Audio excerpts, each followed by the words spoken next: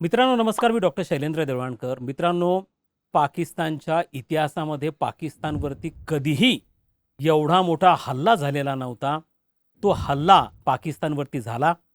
अख्खं पाकिस्तान हादरलं. खरं तर हा हल्ला जो झाला हा बलुचिस्तानमध्ये झाला. तो बलूच लिबरेशन आर्मीकडनं झाला.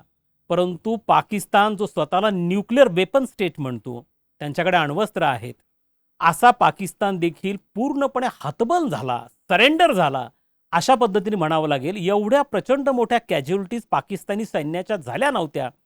जो आकडा पुढे येतो आहे तो आता कधीही पाकिस्तान ते कन्फर्म करणार नाही. पाकिस्तान आणि चीनच्या बाबतीमध्ये असं आहे की ते कधीही त्यांच्या सैन्याच्या झालेल्या कॅज्युअलिटीज हे कधी रिव्हीलच करत नाही, सांगत नाहीत ते कधी.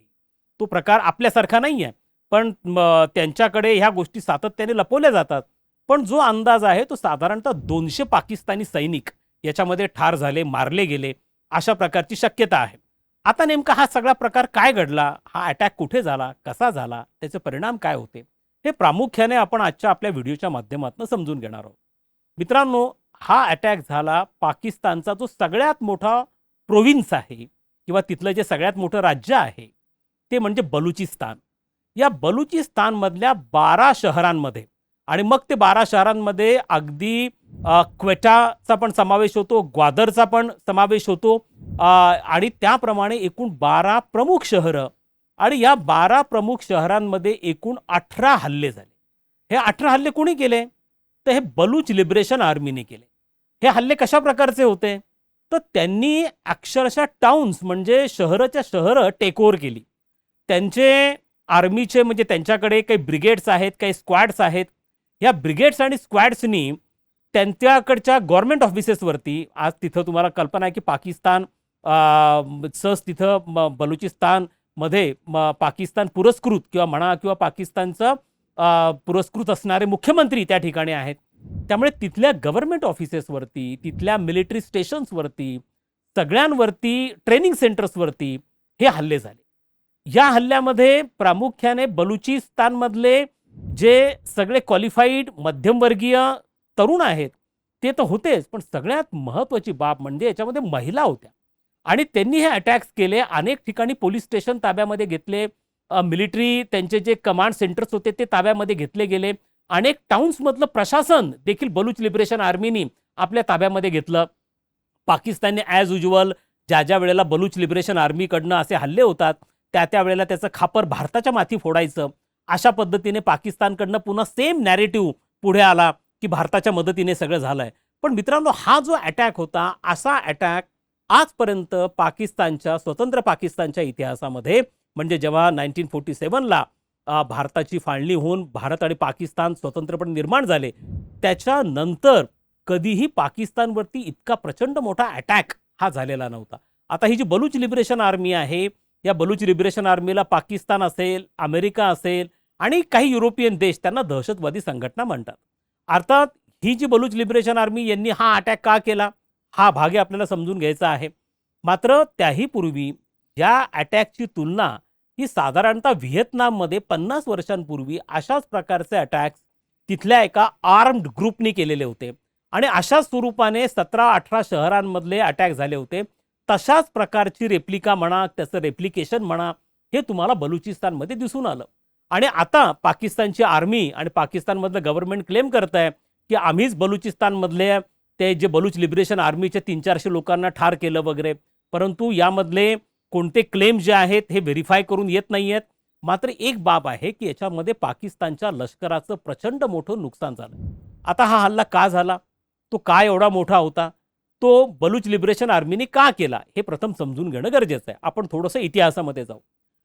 जेव्हा स्वतंत्र पाकिस्तान निर्माण झाला, भारताची फाळणी होऊन त्यानंतर 1948ला, म्हणजे त्याच्या पाकिस्तानच्या निर्मितीनंतर 1 वर्षांनी बलुचिस्तानबरोबर पाकिस्तानने एक ॲग्रीमेंट केला. बलुचिस्तान हा स्वतंत्र प्रोव्हिन्स होता, पण बलुचिस्तानचं एक स्ट्रॅटेजिक लोकेशन आहे आणि ते फार महत्त्वाचं आहे. बलुचिस्तानची सीमारेषा ही इराण, अफगाणिस्तान आणि पाकिस्तान अशा पद्धतीने ही त्याची सीमारेषा होती. आणि तुम्ही जर बलुचिस्तानचं, ज्याला आपण त्यांचं एक महत्त्वाचं पोर्ट आहे, तिथं बंदर आहे, ग्वादर पोर्ट ज्याला म्हणतात, आणि ती एक सिटी पण आहे त्या ठिकाणी, त्याच्या माध्यमातून तुम्ही डायरेक्ट मिडल ईस्ट बरोबर आणि मिडल ईस्टच्या माध्यमातून नॉर्थ आफ्रिकेपर्यंत तुम्ही तुमचा ट्रेड जो आहे तो एक्सपांड तुम्ही करू शकता. त्याचप्रमाणे तुम्ही ग्वादरवरनं अफगाणिस्तान आणि अफगाणिस्तानातनं सेंट्रल जो हे आहे आशिया आहे, ज्याच्यामध्ये कझागिस्तान, उझबेकिस्तान, कैरगिस्तान, ताजिकिस्तान सारखे देश येतात, त्यांच्याबरोबर तुम्ही आपला व्यापार हा प्रामुख्याने वाढू शकता. त्यामुळे ग्वादर हे स्ट्रॅटेजिकली लोकेटेड पार्ट आहे. आणि आता हा जो बलुचिस्तान होता हा 1948ला पाकिस्तानचा भाग बनला. त्यावेळेला पाकिस्तानचे सर्वेसर्वा मोहम्मद अली जिना यांनी बलुचिस्तानला प्रॉमिस केलं की आम्ही तुमचा प्रॉपर विकास घडून आणू, त्या ठिकाणी साधन संपत्तीचा विकास करू, तुमचं जीवन स्तर उंचवण्याचा प्रयत्न केला जाईल. मात्र आपण असं बघतो की गेल्या 6-7 दशकांमध्ये अशा कोणत्याही घडामोडी तिथे घडल्या नाहीत. हा जो बलुचिस्तान आहे ना मित्रांनो, हा नॅचरल रिसोर्सेसमध्ये खूप रिच आहे. यांच्याकडे मिनरल्स नॅचरल मोठ्या प्रमाणावरती, गॅसचं उत्पादन यांच्याकडे नॅचरल साठे फार मोठ्या प्रमाणावर, तेलाचे साठे मोठ्या प्रमाणावरती आहे. आणि आज पाकिस्तानला जो इलेक्ट्रिसिटी सप्लाय होतो, हा इलेक्ट्रिसिटीचं जनरेशन हे प्रामुख्याने बलुचिस्तानमध्ये होतं. मात्र या बलुचिस्तानमध्ये स्वतः इलेक्ट्रिसिटी नाही आहे. तिथल्या अनेक शहरांमध्ये इलेक्ट्रिसिटी नाही आहे, खेड्यापाड्यांमध्ये इलेक्ट्रिसिटी नाही आहे.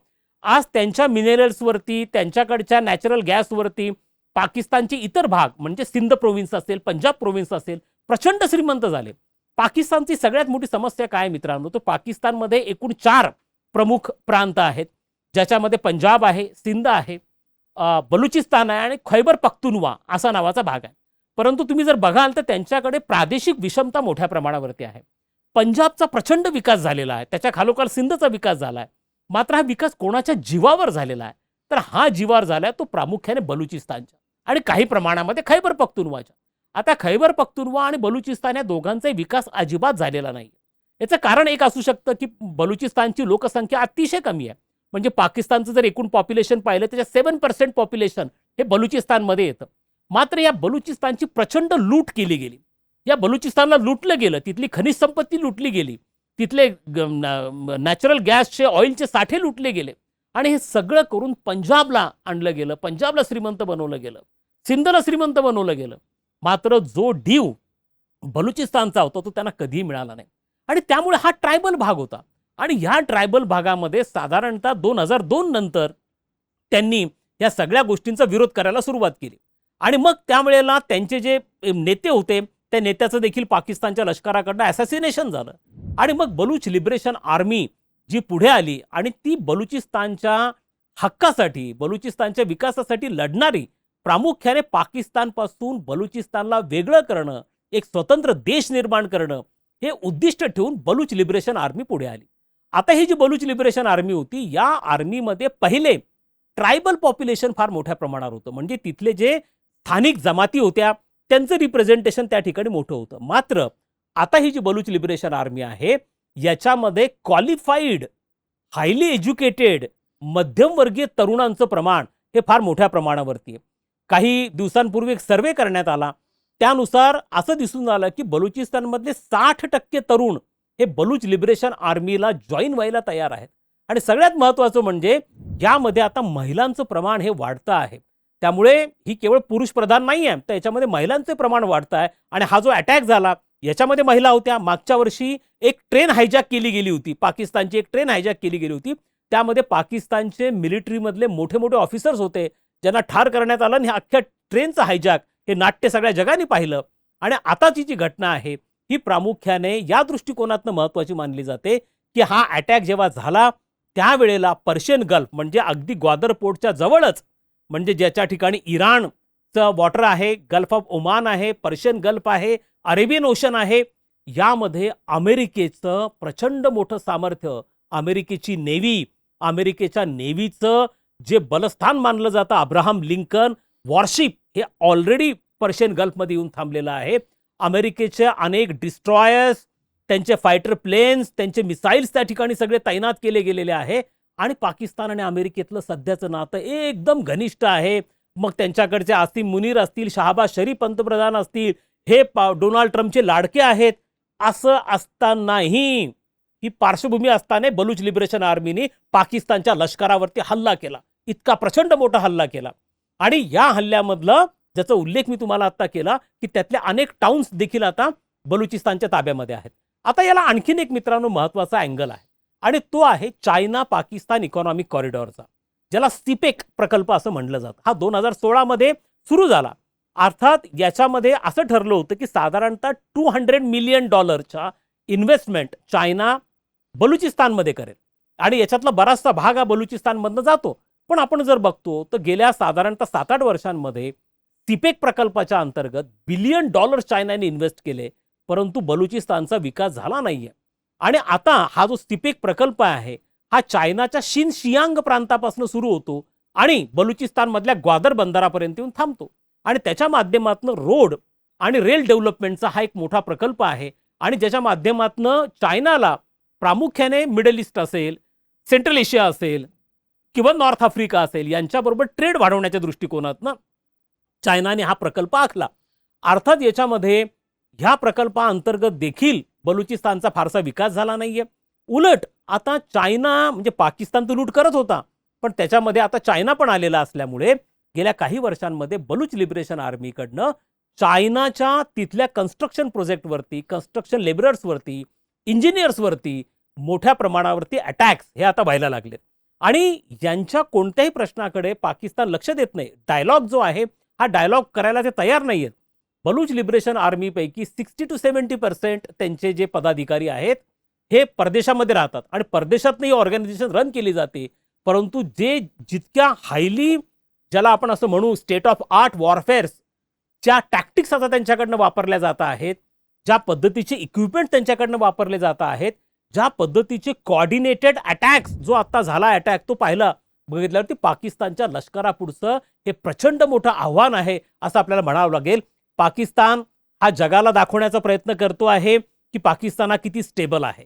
तो त्यांनी पूर्णपणे पायघड्या अमेरिकेपुढे टाकल्या. डोनाल्ड ट्रम्पची लांगुल चालन करण्यामध्ये शहबाज शरीफ, आसिम मुनीर हे पूर्णपणे व्यस्त आहेत. आणि मी मागे पण सांगितलं होतं की पाकिस्तानला फक्त पैसा पाहिजे, त्याला डॉलर पाहिजे आहे. त्यासाठी पाकिस्तानचं लष्कर कोणत्याही हद्दीपर्यंत जाऊ शकतं. आता नुकत्याच काही बातम्या येत आहेत की पाकिस्तान बोर्ड ऑफ पीसचा म्हणजे गाझाच्या रिडेव्हलपमेंटसाठी जो बोर्ड ऑफ पीस तयार केला त्याचा पाकिस्तान मेंबर बनलाय. आता ह्या पाकिस्तानला त्यासाठी $2 बिलियन IMFने बेलआउट पॅकेज दिलं. त्या 2 बिलियन पैकी 1 बिलियन या पाकिस्तानने ते मेंबरशिप घेण्यासाठी खर्च केले. कुठली बोर्ड ऑफ पीसची? म्हणजे तुम्ही बघा हा पैसा कुठे त्यांचा नेमका खर्च होतो आहे. आता याच्यातनं एक महत्त्वाचा भाग आहे की हा पाकिस्तान खरं तर कोणत्याही क्षणी पाकिस्तान डिसइंटिग्रेट होऊ शकतो, त्याचे तुकडे पडू शकतात अशा प्रकारची परिस्थिती आहे. बलुचिस्तान पूर्णपणे पेटला आहे. खैबर पख्तूनवा जो अफगाणिस्तानच्या बॉर्डरवरती आहे आणि ज्याच्याला वेगळं करून स्वतंत्र पख्तुनिस्तान निर्माण करण्यासाठी आता तालिबान म्हणजे तहरीकी तालिबान पाकिस्तान हे तालिबान बरोबर म्हणजे अफगाणिस्तानमधलं जे तालिबान सरकार आहे त्यांच्याबरोबर तहरीकी तालिबान पाकिस्तान एकत्र येऊन स्वतंत्र पख्तुनिस्तानसाठी संघर्ष सुरू केला आहे आणि त्यांनी पाकिस्तानच्या लष्कराला आव्हान दिलं आहे. दुसरं पीओके मध्ये पहिल्यांदा काही महिन्यांपूर्वी पीओके मध्ये प्रचंड प्रोटेस्ट झाला कारण पीओकेची पण लूट करण्यात आली आणि ती लूट करून पंजाबला श्रीमंत करण्यात आलं. या पीओके मध्ये पाकिस्तानच्या लष्करी अधिकाऱ्यांनी मोठमोठ्या जमिनी विकत घेतलेल्या आहेत. गिलगिट बाल्टिस्तान पेटून उठलाय. सिंधमध्ये सिंध लिबरेशन आर्मी किंवा सिंध लिबरेशन मुवमेंट ही स्ट्रॉंग बनायला लागलेली आहे. त्यामुळे पाकिस्तान हा आर्टिफिशियली एक आहे असं आपण म्हणू शकतो. त्यांचे इकॉनॉमिक प्रॉब्लेम्स प्रचंड आहे, परंतु ती अमेरिका आणि वेस्टर्न युरोपची गरज आहे म्हणून पाकिस्तान टिकून आहे. त्या त्यांच्या शॉर्ट टर्म इंटरेस्टला अचीव करण्यासाठी मग ते मिडल ईस्टमधले असतील, अफगाणिस्तानमधले असतील. परंतु जर IMFनी अमेरिकेने त्यांना बेलआउट पॅकेजेस देणं बंद केलं तर हाच पाकिस्तान स्वतःला एकत्र ठेवणं, त्याचं अखंडित्व ठेवणं हे पाकिस्तानला प्रचंड अवघड जाईल. बलूच लिबरेशन आर्मीनी प्रचंड मोठं चॅलेंज हे पाकिस्तान पुढे उभं केलेलं आहे आणि कोणत्याही क्षणी बलुचिस्तान हा स्वतंत्रपणे जाऊ शकतो, निर्माण होऊ शकतो अशा प्रकारची परिस्थिती आहे. पाकिस्ताननी या बाबतीमध्ये भारताला कारण नसताना गुंतवणं, भारतावरती कारण नसताना आरोप करणं हे सोडून बलूच लिबरेशन आर्मी बरोबर किंवा बलुचिस्तानच्या प्रतिनिधींबरोबर चर्चा करणं, त्या ठिकाणी इन्फ्रास्ट्रक्चर डेव्हलप करणं, त्यांना इलेक्ट्रिसिटी देणं, त्यांचा जीवनस्तर उंचवण्यासाठी प्रयत्न करणं, या गोष्टी पाकिस्तानी करणं गरजेचं आहे. ते त्या अजिबात करत नाहीयेत आणि उठसूट अशा प्रकारचा आरोप झाला की भारतावरती असे हल्ले झाले की भारतावरती आरोप करणं ही पाकिस्तानची रणनीती आहे. मात्र ही प्रचंड पाकिस्तानला महागात पडणार आहे. याच्यातनं पाकिस्तानचे येत्या काळामध्ये तुकडे पडू शकतात.